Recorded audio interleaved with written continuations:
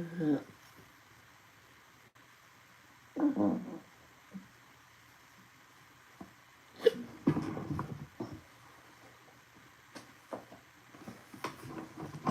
morning, everybody.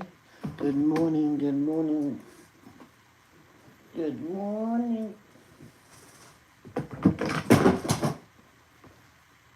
Okay. I'll start that in a minute. I knocked off over a whole bunch of things. Good morning, good morning, good morning. It's a bright and sunshiny day. Hey, you okay? All those things came tumbling down at you. She had her flea and tick bath. Yep. And she had her flea and tick drops. I'm thinking of getting you the collar. It's definitely in the summer.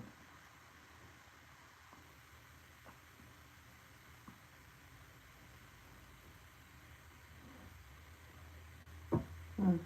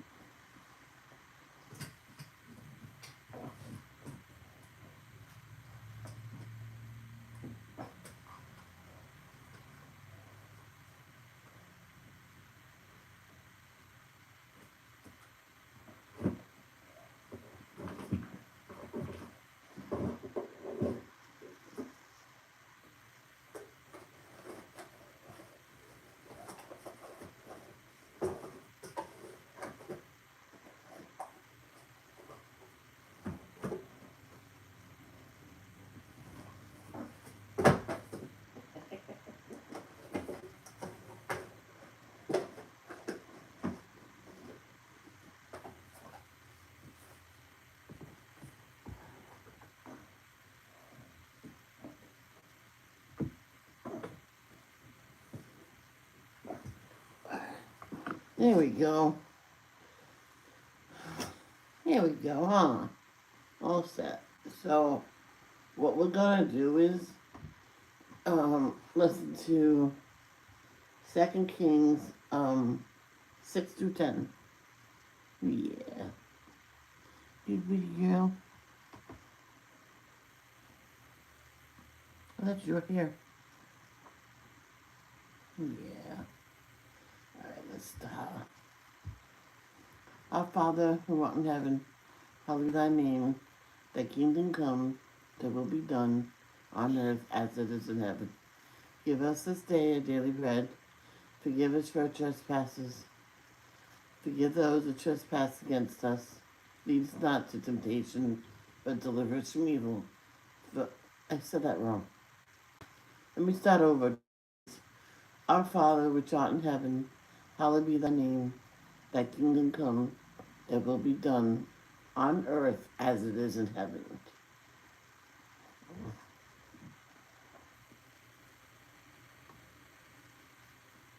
Give us this day our daily bread, and forgive us our trespasses, as we forgive them that trespass against us, and lead us not into temptation, but deliver us from evil. For thine is the kingdom, the power, and the glory, forever and ever. Amen. Thank you, Lord, for another beautiful day on your beautiful earth. And thank you for allowing us to wake up today. And thank you for what you did for us in the past, present, and what you will do for us in the future. Yeah. Yes. Yes. Oh, this got smaller. Yep. Please continue to pray, help Tate, Cindy Lee, and King Charles. That's it. Who has cancer. So just 3 more to get cured. Give them physical and mental strength to fight it off. Continue to help Celine Dion with her stiff person syndrome Give her physical and mental strength to get through it. Continue to help Jenny, Tiffany, Robin Taylor, Misty and the daughters, Arnie, and Carol and mom to get Carol and her sister and everybody, and her father and stepmother to get home safely. And they're gonna go see the grandparents, and then they're gonna go home. Also, Vicky and her household is all extremely sick. Please help them. Give them physical and mental strength to get better. Lots of water, lots of vitamin C before, during, and after sickness. And please continue to help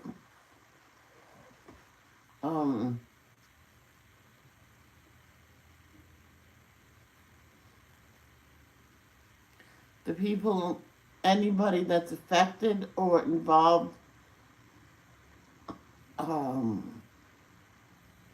with the LA fires, like donate people who donate, people who watch it on the news that's very emotional, affected by it, people that was in the fire, they're in the hospital getting healthy, getting healed from the fire that burned them, or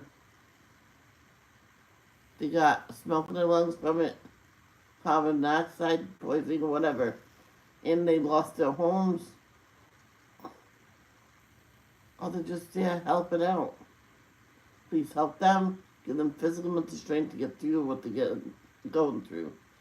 And also some other special people who are putting out the fires. The firemen. Yes. Let's help the firemen and the doctors and the nurses. Give them physical and mental strength to get through this so they can just move on. Right? In Jesus' name, amen.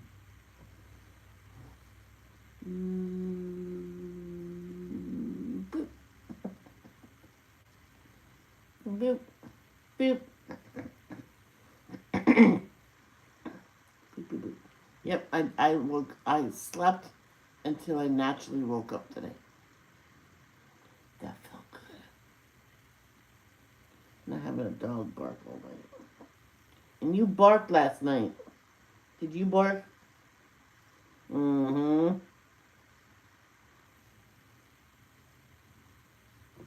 He said, Ivy, go lay down.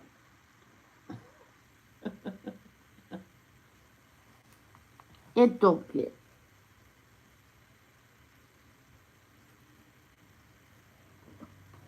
Okay.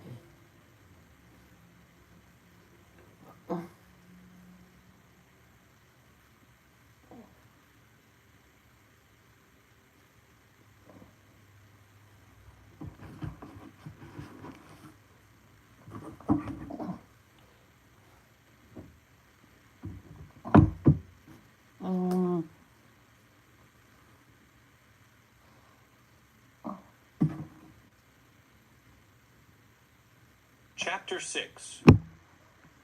The sons of the prophets said to Elisha, Look, the place where we are staying with you is too cramped for us. Please, let us go to the Jordan. Let each of us take a log from there and make a place there where we can dwell. He said, Go. One of them said, Will you please come along with your servants? At that he said, I will come. So he went with them, and they came to the Jordan and began to cut down the trees.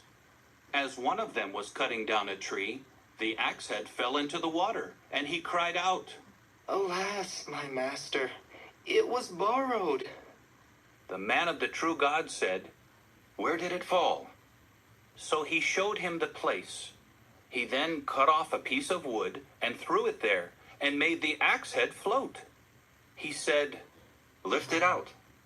So he reached out his hand and took it. Now the king of Syria went to war against Israel.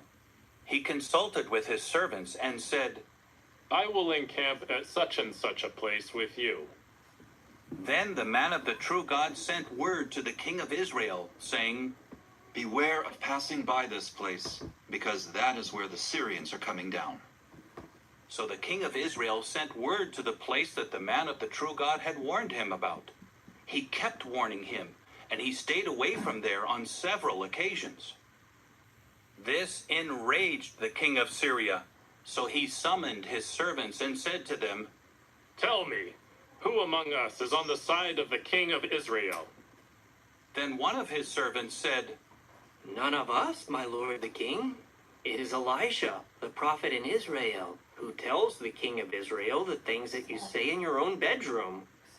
He said, Go and find out where he is, so that I may send men to capture him. Later, the report was made to him. He is in Dothan. He immediately sent horses and war chariots there, as well as a large army. They came by night and surrounded the city. When the attendant of the man of the true God rose early and went outside, he saw that an army with horses and war chariots was surrounding the city. At once the attendant said to him, Alas, my master, what are we to do? But he said, Do not be afraid, for there are more who are with us than those who are with them. Then Elisha began to pray and say, O Jehovah, open his eyes, please, that he may see. Immediately Jehovah opened the attendant's eyes, and he saw, and look, the mountainous region was full of horses and war chariots of fire all around Elisha. When the Syrians came down to him, Elisha prayed to Jehovah and said, Please, strike this nation with blindness. So he struck them with blindness, just as Elisha had requested.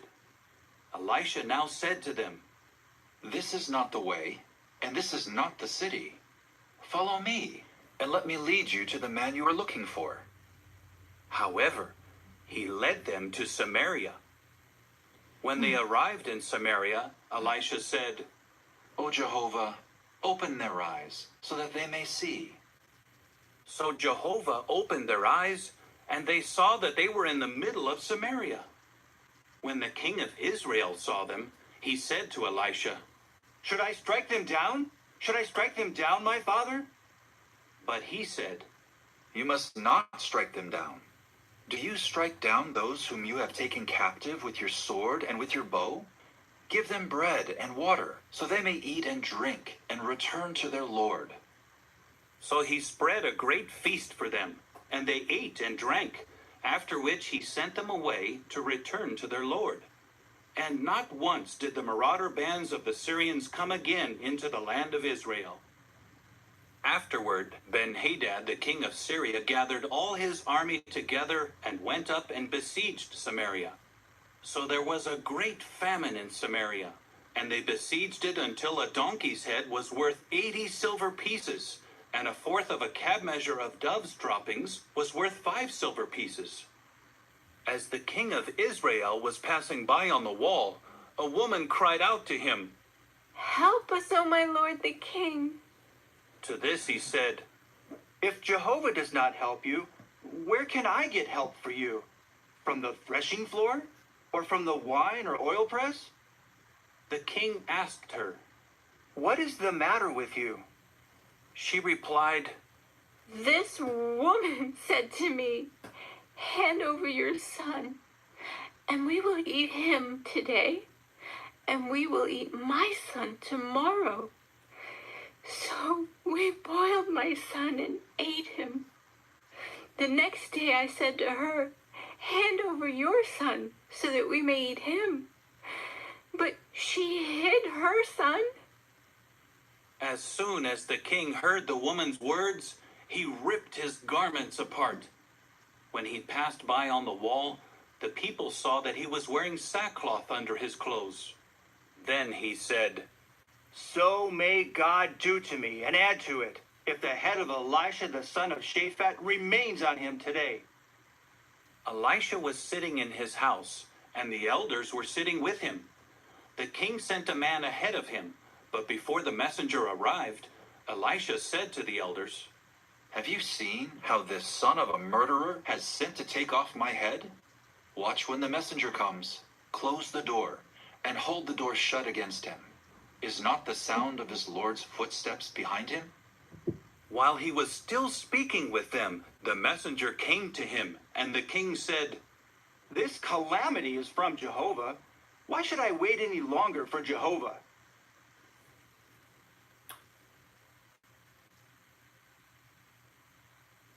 Chapter 7. Elisha now said, Listen to the word of Jehovah.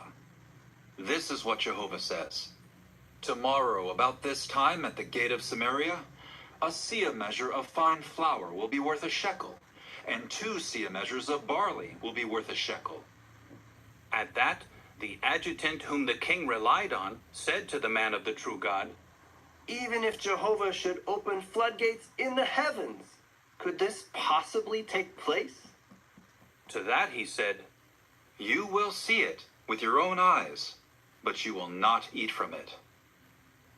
There were 4 lepers at the entrance of the city gate, and they said to one another, Why are we sitting here until we die?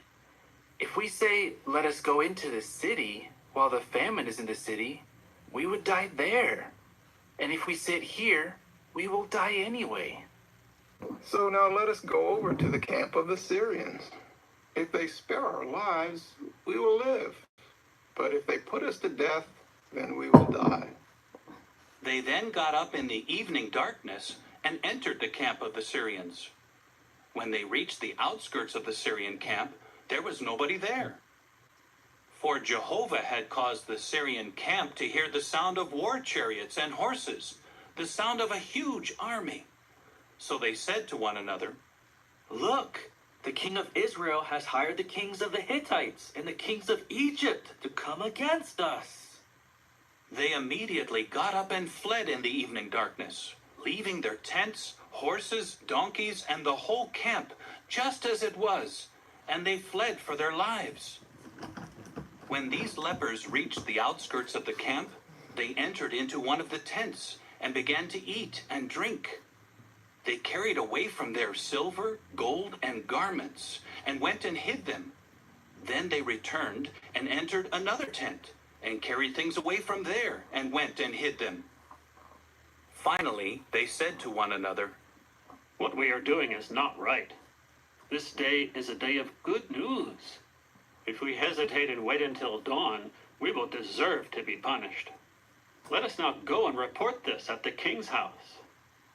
So they went and called out to the gatekeepers of the city and reported to them, We went into the camp of the Syrians, but nobody was there.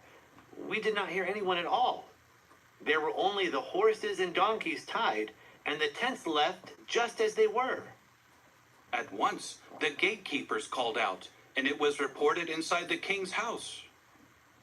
Immediately the king got up by night and said to his servants, Please, let me tell you what the Syrians have done to us. They know that we are hungry, so they left the camp to hide in the field, saying, They will come out of the city, and we will catch them alive and enter into the city. Then one of his servants said, Please, let some men take 5 of the remaining horses that are in the city. Look, they will end up the same as all the crowd of Israel that remain here. Look, they will end up the same as all the crowd of Israel that perished. Let us then send them out and see. So they took 2 chariots with horses, and the king sent them out to the camp of the Syrians, saying, Go and see. They followed them as far as the Jordan, and the entire way was covered with garments and utensils that the Syrians had thrown away as they fled in panic. The messengers returned and reported it to the king. The people then went out and plundered the camp of the Syrians, so that a seah measure of fine flour came to be worth a shekel, and 2 seah measures of barley came to be worth a shekel, according to the word of Jehovah. The king had appointed the adjutant whom he relied on to be in charge of the gate, but the people trampled him to death at the gate, just as the man of the true God had told the king when he came down to him. It happened just as the man of the true God had said to the king, 2 seah measures of barley will be worth a shekel, and a seah measure of fine flour will be worth a shekel, tomorrow at this time at the gate of Samaria. But the adjutant had said to the man of the true God, even if Jehovah should open floodgates in the heavens, could such a thing take place? To this Elisha had said, you will see it with your own eyes, but you will not eat from it. That is exactly what happened to him, because the people trampled him to death at the gate. Sorry for the commotion. Chapter Getting 8. her settled in her blanket. Elisha said to the woman whose son he had restored to life, Rise up and go, you with your household, and live as a foreigner wherever you can, for Jehovah has declared famine, and it will come on the land for 7 years. So the woman got up and did what the man of the true God said. She went with her household and settled in the land of the Philistines for 7 years. At the end of 7 years, the woman returned from the land of the Philistines and went to appeal to the king for her house and her field. Now the king was speaking to Gehazi, the attendant of the man of the true God, saying, Relate to me, please, all the great things that Elisha has done. just as he was relating to the king how he had restored the dead one to life, the woman whose son he had restored to life came to the king, appealing for her house and her field. At once Gehazi said, My lord the king, this is the woman, and this is her son whom Elisha restored to life. At that the king asked the woman, and she related the story to him. Then the king assigned her a court official, telling him, Return all that belongs to her, and all the products of the field, from the day she left the land until now. Elisha came to Damascus when Ben-Hadad, the king of Syria, was sick. So the report was made to him, The man of the true God has come here. At that the king said to Hazael, Take a gift with you, and go and meet the man of the true God. Inquire of Jehovah through him, asking, Will I recover from this sickness? Hazael went to meet him and took a gift with him, every sort of good thing of Damascus, the load of 40 camels. He came and stood before him and said, Your son, Ben-Hadad, the king of Syria, has sent me to you, asking, Will I recover from this sickness? Elisha replied to him, Go and tell him, you will certainly recover, but Jehovah has shown me that he will certainly die. And he kept staring at him to the point of embarrassment. Then the man of the true God gave way to weeping. Hazael asked, Why is my lord weeping? He replied, Because I know what harm you will do to the people of Israel. Their fortified places you will set on fire. Their choice men you will kill with the sword. Their children you will dash to pieces, and their pregnant women you will rip open. Hazael said, How could your servant, who is a mere dog, do such a deed? But Elisha said, Jehovah has shown me that you will be king over Syria. Then he left Elisha and returned to his own lord, who said to him, What did Elisha say to you? He replied, He told me that you will certainly recover. But the next day Hazael took a coverlet, dipped it in water, and held it over his face until he died. And Hazael became king in his place. In the 5th year of Jehoram the son of Ahab, the king of Israel, while Jehoshaphat was king of Judah, Jehoram the son of King Jehoshaphat of Judah became king. He was 32 years old when he became king, and he reigned for 8 years in Jerusalem. He walked in the way of the kings of Israel, just as those of the house of Ahab had done. For Ahab's daughter had become his wife, and he kept doing what was bad in Jehovah's eyes. But Jehovah did not want to bring Judah to ruin for the sake of David his servant, since he had promised him to give a lamp to him and to his sons always. In his days, Edom revolted against Judah and then set up its own king. So Jehoram crossed over to Zair with all his chariots, and he rose up by night and defeated the Edomites who were surrounding him and the chariot commanders, and the troops fled to their tents.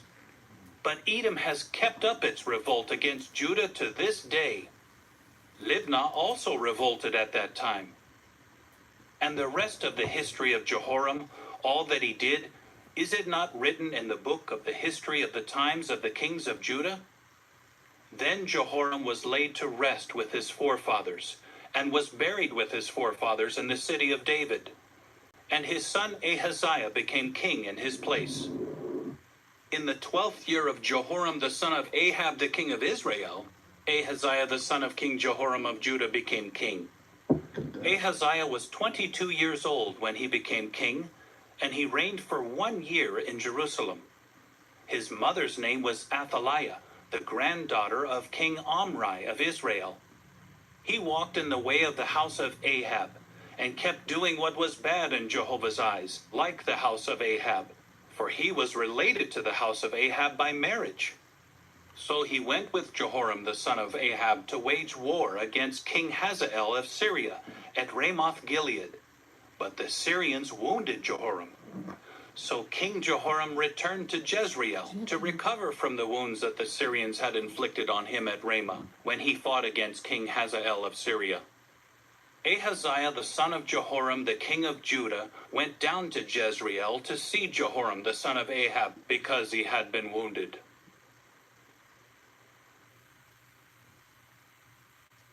Chapter 9. Elisha the prophet then called one of the sons of the prophets and said to him, Wrap your garments around your waist, and quickly take this flask of oil with you and go to Ramoth Gilead. When you arrive there, look for Jehu, the son of Jehoshaphat, the son of Nimshi. Go in, and have him get up from among his brothers, and take him into the innermost room. Then take the flask of oil, and pour it out on his head, and say, This is what Jehovah says. I anoint you as king over Israel. Then open the door and flee without delay. So the prophet's attendant got on his way to Ramoth Gilead. When he arrived, the army chiefs were seated there. He said, I have a message for you, O chief. Jehu asked, For which one of us? He said, For you, O chief. So Jehu got up and went into the house. The attendant poured the oil out on his head and said to him, This is what Jehovah, the God of Israel, says. I anoint you as king over Jehovah's people, over Israel. You must strike down the house of Ahab your lord, and I will avenge the blood of my servants, the prophets, and of all the servants of Jehovah who died at the hands of Jezebel. And the whole house of Ahab will perish, and I will annihilate from Ahab every male, including the helpless and weak in Israel. And I will make the house of Ahab like the house of Jeroboam, the son of Nebat, and like the house of Baasha, the son of Ahijah. As for Jezebel, the dogs will eat her up in the plot of land at Jezreel, and no one will bury her. With that he opened the door and fled. When Jehu went back to the servants of his lord, they asked him, Is everything all right? Why did this crazy man come to you? He answered them, You know that sort of man and his sort of talk. No. But they said, That is not true. Tell us, please. Then he said, This is what he said to me. And then he added, This is what Jehovah says. I anoint you as king over Israel. At this, each of them quickly took his garment and put it under him on the bare steps, and they blew the horn and said, Jehu has become king. Then Jehu, the son of Jehoshaphat, the son of Nimshi, conspired against Jehoram. Jehoram had been on guard at Ramoth Gilead, he with all Israel, because of King Hazael of Syria. King Jehoram later returned to Jezreel to recover from the wounds that the Syrians inflicted on him when he fought King Hazael of Syria. Jehu now said, "If you agree, do not let anyone escape from the city to go and report this in Jezreel."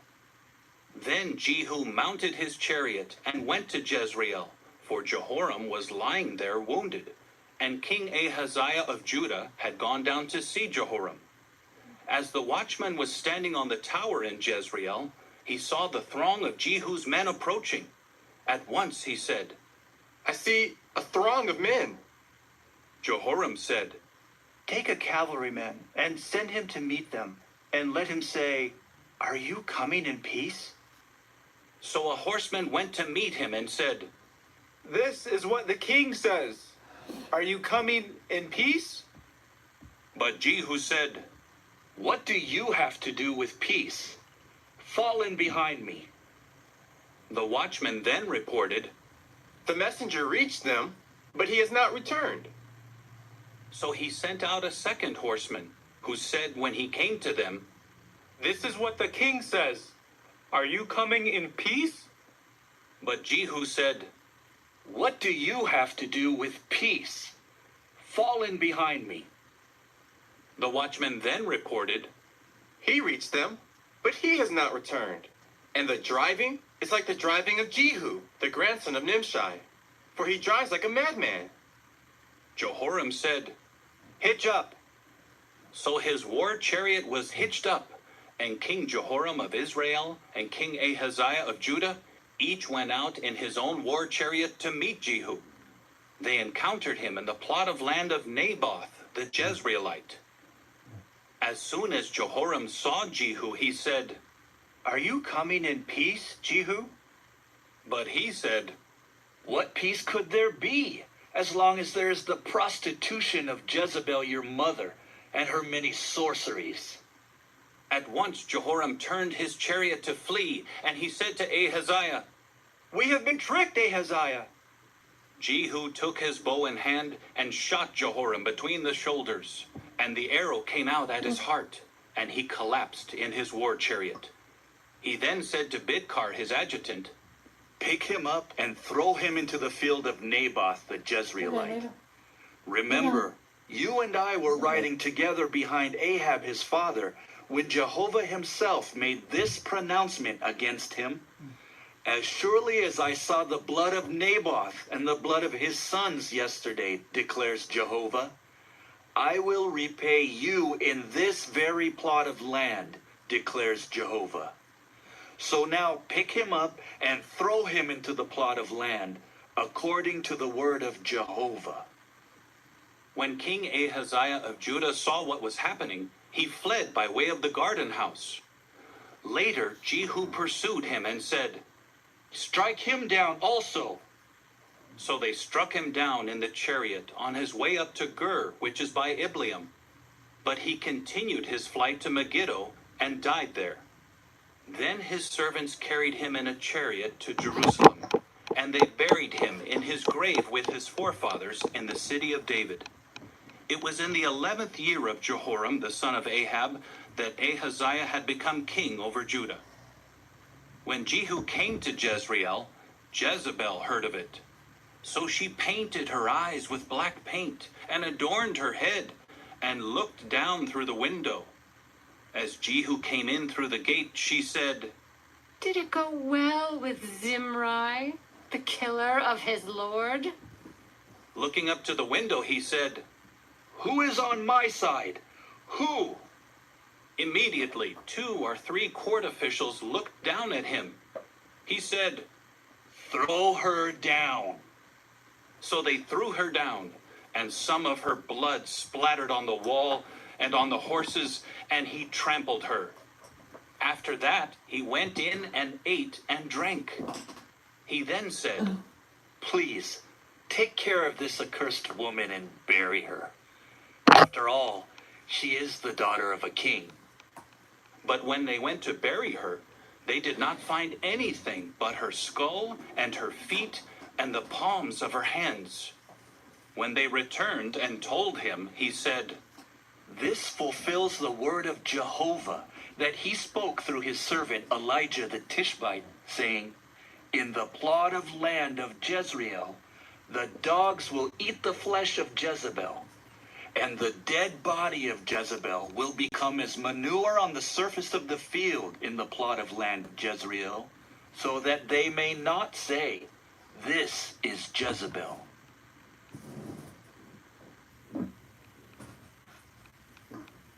Chapter 10. Trying to get the pencil. Now Ahab had 70 sons in Samaria. So Jehu wrote letters and sent them to Samaria, to the princes of Jezreel, the elders, and the guardians of Ahab's children, saying, Now when this letter comes to you, the sons of your Lord will be with you, as well as the war chariots, the horses, a fortified city, and weapons. Select the best and most suitable of the sons of your Lord, and put him on the throne of his father. Then fight for the house of your Lord. But they were overcome with fear and said, Look, if 2 kings could not stand before him, how can we stand? So the overseer of the palace, the governor of the city, the elders, and the guardians sent this message to Jehu. We are your servants, and we will do everything that you tell us. We will not make anyone king. Do whatever seems good in your eyes. Then he wrote them a second letter, saying, If you belong to me and are willing to obey me, bring the heads of the sons of your Lord and come to me tomorrow at this time at Jezreel. Now the 70 sons of the king were with the distinguished men of the city who were raising them. As soon as the letter came to them, they took the sons of the king and slaughtered them, 70 men, and they put their heads in baskets and sent them to him at Jezreel.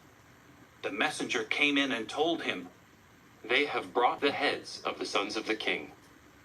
So he said, Put them in 2 heaps at the entrance of the city gate until morning.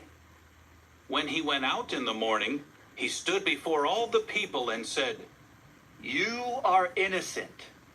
Yes, I conspired against my Lord, and I killed him.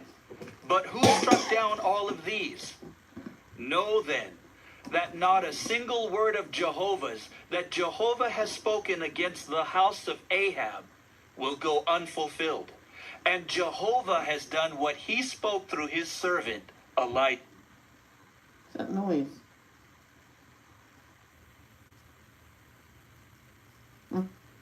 I heard a noise, I'm sorry. Moreover, Jehu struck down all who were left of the house of Ahab in Jezreel, as well as all his distinguished men, his acquaintances, and his priests, until he had left him no survivor. Then he got up and went on his way to Samaria. The binding house of the shepherds was on the way. There Jehu encountered the brothers of King Ahaziah of Judah, and he said to them, Who are you? They said, We are the brothers of Ahaziah, and we are on our way down to ask if all is well with the sons of the king and the sons of the queen mother. Immediately he said, Capture them alive. So they captured them alive and slaughtered them at the cistern of the binding house, 42 men. He did not let a single one of them survive. As he went from there, he encountered Jehonadab, the son of Rechab, who was coming to meet him. When he greeted him, he said to him, Is your heart fully with me, just as my heart is with your heart? Jehonadab replied, It is. If so, give me your hand. So he gave him his hand, and Jehu pulled him up into the chariot with him. Then he said, Come along with me, and see my toleration of no rivalry toward Jehovah. So they had him ride with him in his war chariot.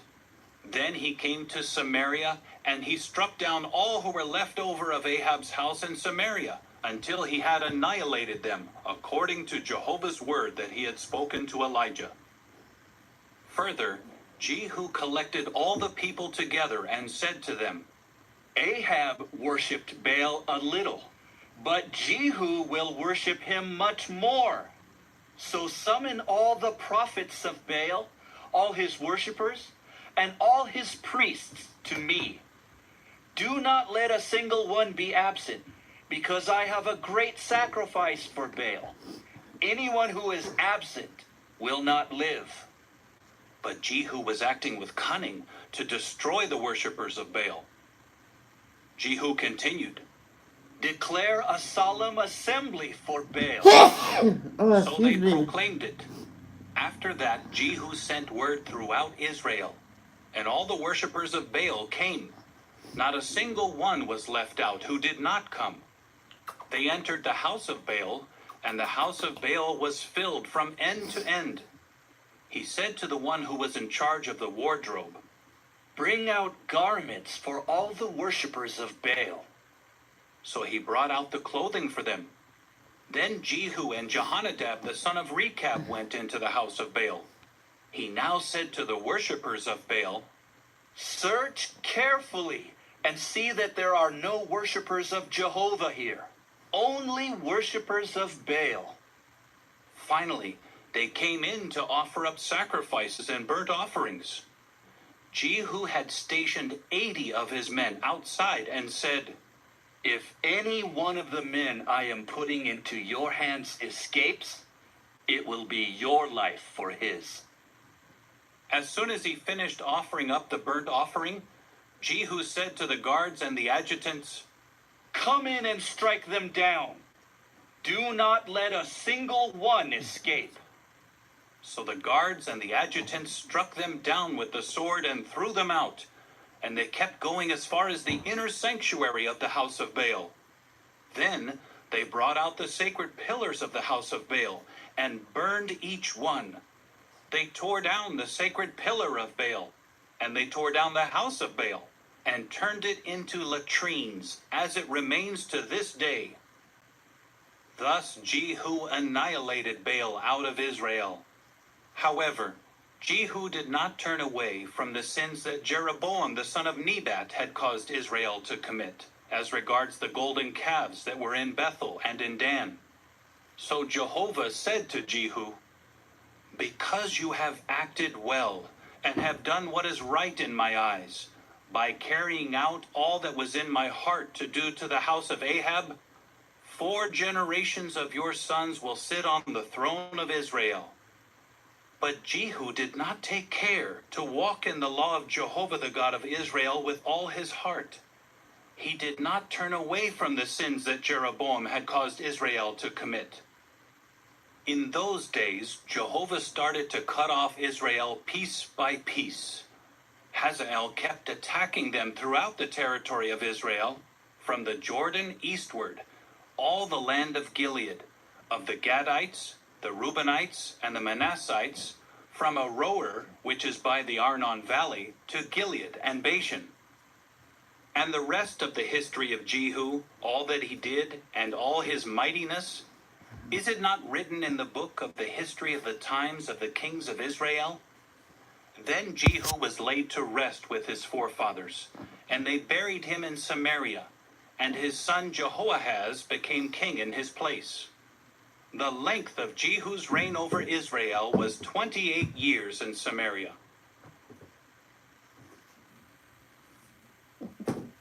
And that's going to be it. Chapter 11. I will have the verse of the day uploaded as soon as possible. I still can't remember if I did it yesterday. I think I did. So that's going to be it. I will have it uploaded as soon as possible. Love, don't judge.